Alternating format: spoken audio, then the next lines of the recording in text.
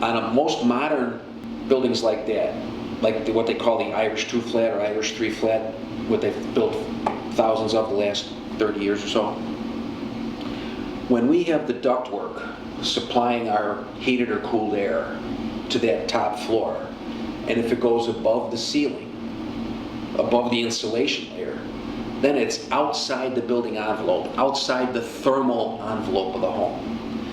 And that can be bad juju, because you've got this metal ductwork that most people don't seal properly or insulate properly, and in that space, it's called a plenum, between the underside of the roof and the top of the ceiling, that's a void space, right, that we have no access to.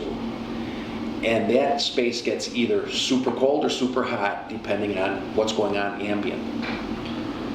So when we're pushing our air-conditioned air through there, and it's 140 or 150 degrees up there, you're going to have some significant condensation. As a matter of fact, a few years ago, probably 5 years ago now, we had a really tough summer with extended periods of plus 90 degree temperature with really high humidity.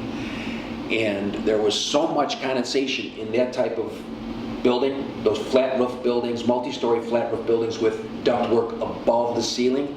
There was so much condensation dripping through ceiling registers, through wetting the ceilings, that the Chicago Area Roofing Council had to hold a class for their roofers to help them understand that dynamic, what was going on there, and how to help differentiate it for themselves and for their clients from a roof leak.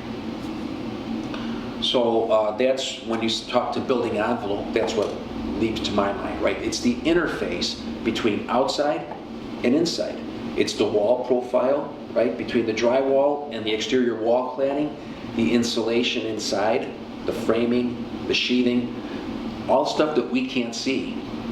And if that's not designed properly, you could be in a world of hurt with your building, right? Because you have condensation in an enclosed space, and all kinds of bad stuff happens then.